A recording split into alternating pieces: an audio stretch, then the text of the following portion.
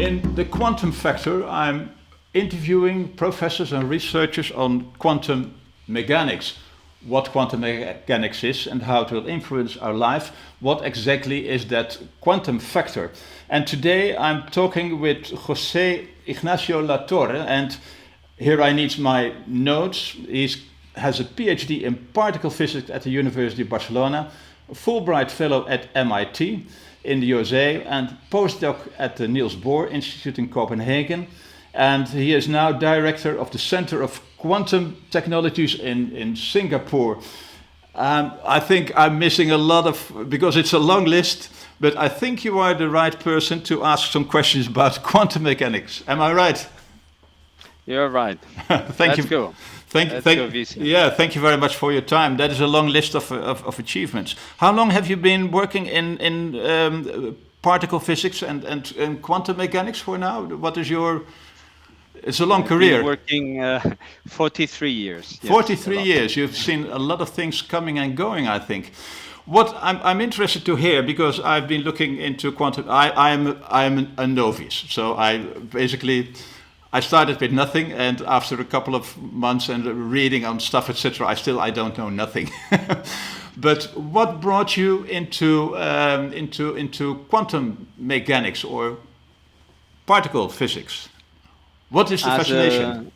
As a young man, I loved and I love now sciences and humanities as an endeavor for humans, for humanity. And in particular, I love abstraction. I love abstraction. Okay. Yeah. So the first time, and philosophy, I love these two things. So the first time I got in contact with quantum mechanics, there is no way back. There is no way back. The day you enter quantum mechanics and you start to rethink everything from zero. What is reality? What is the meaning of a human theory about nature? There is no way you come back.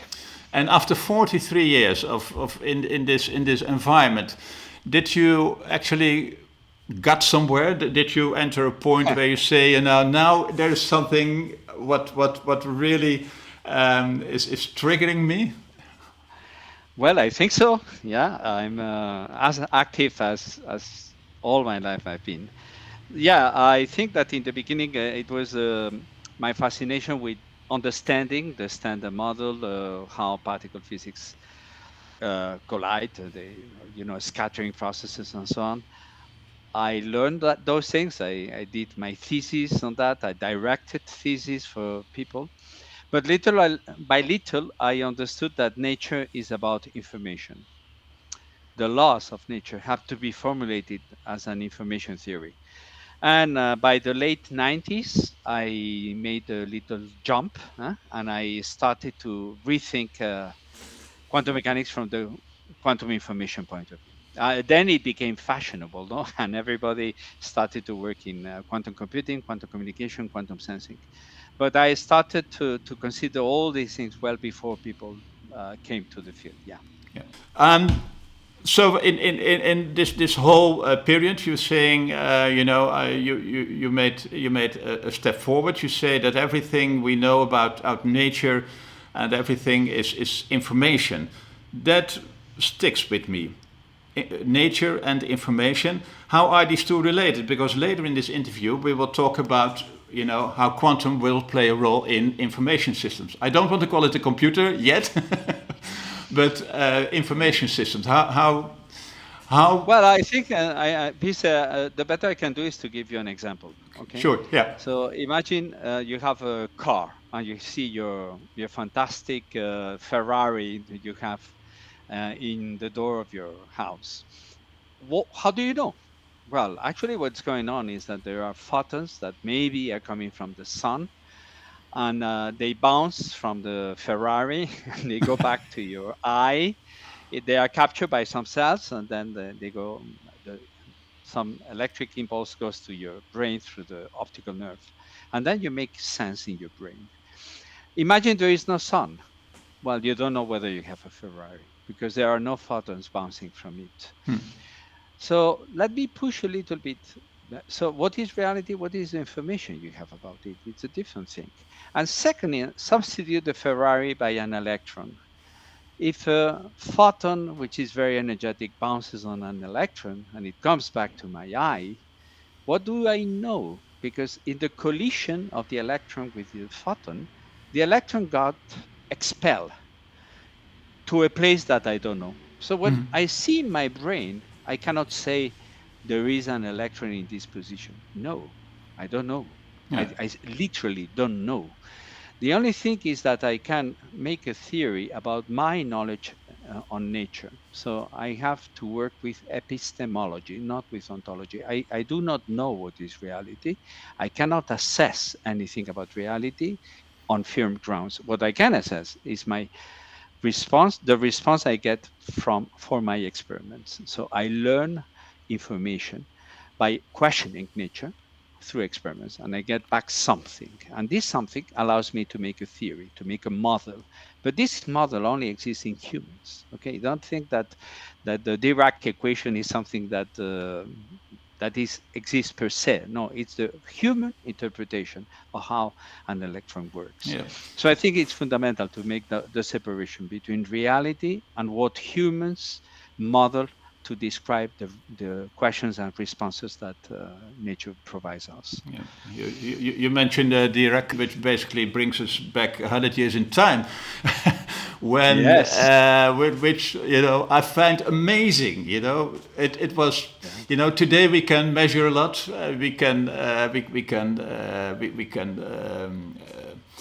Well, we have a lot of computers to do a lot of calculations and help us with it. But in that time, there were no computers. There were no, it was just people, having their brains completely focused, sometimes on a very young age, and came up with this great thinking of on the quantum and quantum mechanics. They even didn't know the word probably by then. Yeah. What exactly happened in that period of time? What is still relevant for today? Well, we are celebrating the year 1925, so 100 years from the first paper that is as good as a good compute today.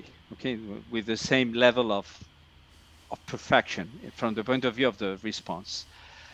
This was Heisenberg's paper with matrix mechanics. Yeah, Very a little bit late that year, nobody mentions that, but there was a paper by Pauli that using that technology for the first time he computed the hydrogen atom. And then by Christmas, Rodinger wrote a different paper that he used a completely different technique, which is writing an equation for a wave. And that equation he applied to the atom, hydrogen atom, and he got the very same result. yeah. Okay, the series 1 over n squared, which are the spacing of energies for the hydrogen atom. So we are celebrating that time because, in a way, this was the moment where quantum mechanics proved to deliver the right answer for nature. Okay, that And was that the proof really was, first yeah, time. yeah, and that And proof, it was computed in two ways. So it was very, very crazy. If you want to really give credit to who wrote the very first equation in quantum, we have to go back to the afternoon of the 7th of October of 1900, that Max Planck received the visit of a friend, okay, a colleague from the Berlin University, and he notified him of new results that he found on the black body radiation. And it was a social visit with the wives and having tea and so on. But then he got, all the idea, the new numbers, and they scale in a different way. And he wrote that afternoon an equation that he called a beautiful interpolation, he yeah. called it. And he wrote a postcard and he sent it. That's why we know exactly the day that quantum Ah, mechanics good. had Yeah, yeah, the very first equation, H. The Planck constant was written that afternoon, yeah, and it is Hills-Grosse. It's the German name for auxiliary. Okay, because yeah, he needed an auxiliary variable. But then, there were many things. In 1913, you had Bohr with his atom. There were the semi classical quantum rules and so on. And there was a chaos, and nobody knew how to compute. And suddenly, this these people, a very young person that was Heisenberg, not that young person that was Schrödinger, completely orthogonal to each other, one German, the other was Austrian. They came up with this idea. And it followed a fantastic series of 4 years, 26, 27, 28. Many things were done in those years. And finally, in the 30s, in 32, you have the book by von Neumann that he establishes, in a way, the postulates that refined, we are still teaching today. Yeah. Now, what have we learned in? There are talks about the first quantum revolution and the second quantum revolution. The first with the developments like the transistor and photonics and electrovoltics. But what exactly was there in these early years? Has something changed? Have we learned more about what they learned? Are we going? Yeah, a lot. So in the very beginning, quantum mechanics described the atomic physics, no? But immediately the thesis, the PhD thesis that Niels Bohr directed, many of them are branches of knowledge now. You go to nuclear physics, he invented a number of things there, or you have solid state, the band theory was invented at the time, and so on. The very first thing that happened is that when people tried to apply quantum mechanics to different fields, it did not work immediately. Okay, things happened. One of the famous things was how you combine quantum mechanics with relativity. That was a big thing. Okay. And it took many years. The first step is the Dirac, but that was not enough. The Dirac equation still is inconsistent from the point of view of causality and locality. And it was in the 40s that people started to realize what is now called quantum field theory, which is a combination of quantum mechanics and field theory in a consistent way. Okay, that was the necessary step to describe all the high energy physics, all the particle physics. So we understood a lot. Then the full field of condensed matter appeared. And then later, and not to be under consider, we started to discover that there is something called quantum optics that had a depth that was not seen in the very beginning. It took till the 60s to discover the laser. Okay, Yeah. the coherent state of a laser.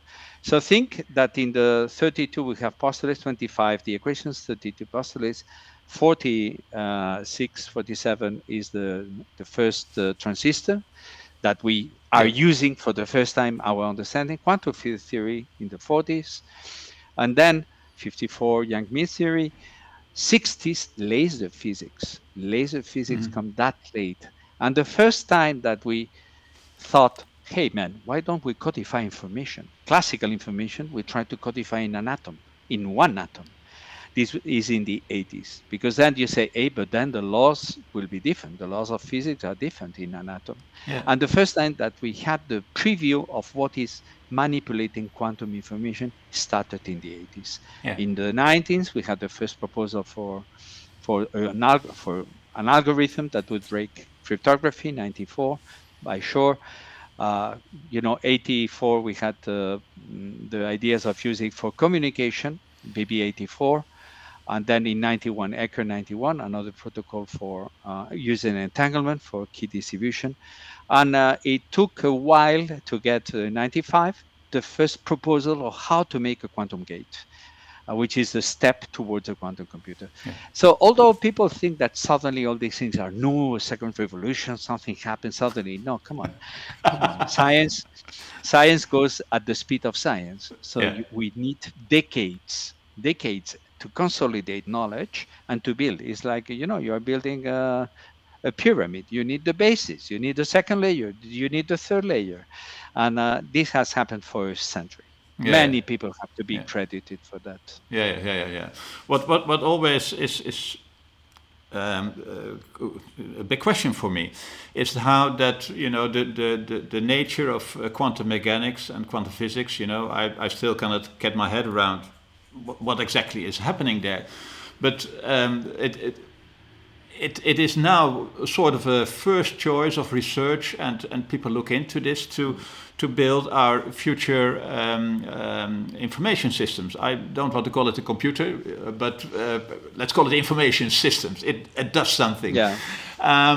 But from very unpredictable, a wave function, somewhere something in energy or matter is happening, to controlling that and to make something out of that needs to be secure, that needs to be controllable. How does these two worlds, come together? Work. The unpredictability and the predictability, the computing part. Well, I think it's a matter of time scale. Not, I don't doubt that on the predictions that will be right on this. The time scale may be discussable. So, for instance, GPS works thanks to many things, in particular atomic clocks that you have orbiting the planet Earth of a precision of 1 power 10 to the 13. So, of course, you need that. You need satellites. You need to put them there. You need rockets to go there. But you need special and general relativity, because they have to correct for the time, the way the pace of time in a satellite. Okay, yeah. All of this was necessary. It took a century to have these things there. Now let me go to your question. I think we are not very young. Let me say. Both. And so probably you had a TV or you watched TV when you were younger that had the cathodic rays, big bulk things. Yeah. Well, you were using electrons to be accelerated with high voltage, hitting a screen to produce a few photons, but then the electron would go into your brain, literally. Yeah. Yeah. Well, now we don't do that. We drop electrons and we started to use photons. Your phone probably had a line, and a line would carry electrons, and you would communicate through electrons, and there would be a time delay if you were calling very far. Now you call with photons. So the technology had a first step, and it is using electrons, and then we are using photons. In computing, we are still using electrons. Believe it or not, the computers are using electrons. Now, why electrons? No, we should maybe use photons, but why photons? Why not a single photon? Why many photons? Why not one photon for computing? So can we do that? Yes. So the change of the 21st century, what is new in the 21st century is that we have achieved the control of matter at the individual level. We can control one atom, one ion, one electron, one photon. And it's a baby. We are still learning what to do with it.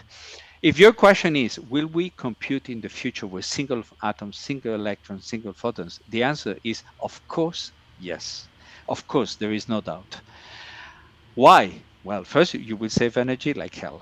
Okay. Second, you will follow the laws of quantum mechanics, and they have a richness which is beyond the one of classical physics. You can do that you cannot do with the other.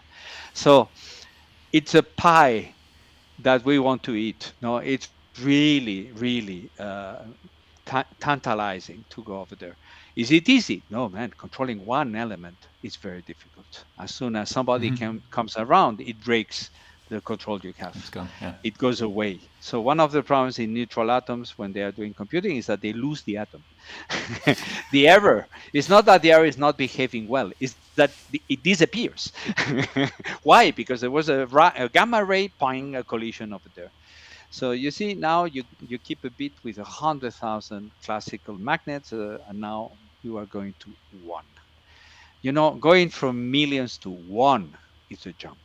And this jump is a technological jump of a disruptive character that it's very difficult to underestimate. Of course, people want to make money. The business people say, how come you don't have already all these things? Come on, man. It will take years. It will take years. But as I said, the time scale may be under discussion. The very fact that humans will develop all their technologies on the ultimate building blocks of nature, which are atoms, photons, and electrons, it's a given, no doubt. Yeah. Now in have I convinced you, or well, no, yeah. Well, Am I convinced that that is not so much a question? I've when I started this because I felt what can I do on a field which I have no clue about. I was reading, as coming from the IT, you're reading these newsletters and information about quantum and qubits and things happening, etc. And you take it for granted. You say, okay, probably it is. I know this company, or I know what they're doing, but you don't actually have any idea what is happening. So I started. Okay, let's start. Let's do it from zero. Yeah, let's start from zero. And after I'm still feeling I'm 0.000000000.1 at the scale of. But you have been, for me it's 3 months of reading and diving into this, and for you it's 43 years.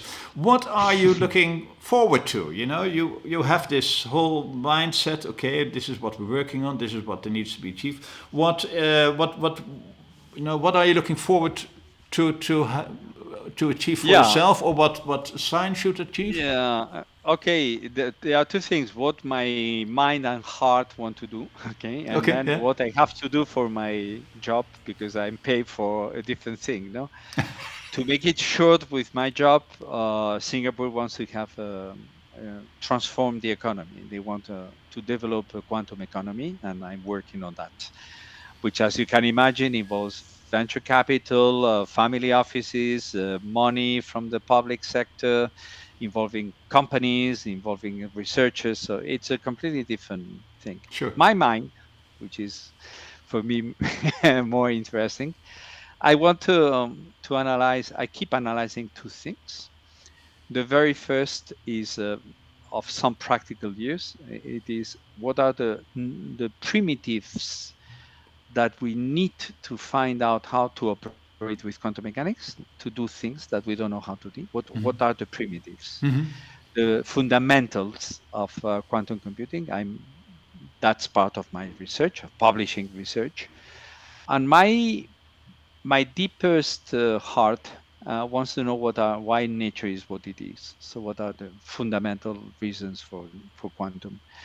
And because I come from particle physics, from elementary particle physics, which are the ultimate theories of the universe and so on, I'm working on reformulating the principles, which are now based on what we call gauge symmetries in terms of information theory, quantum information theory. So my other half of my brain is working on why, on the why.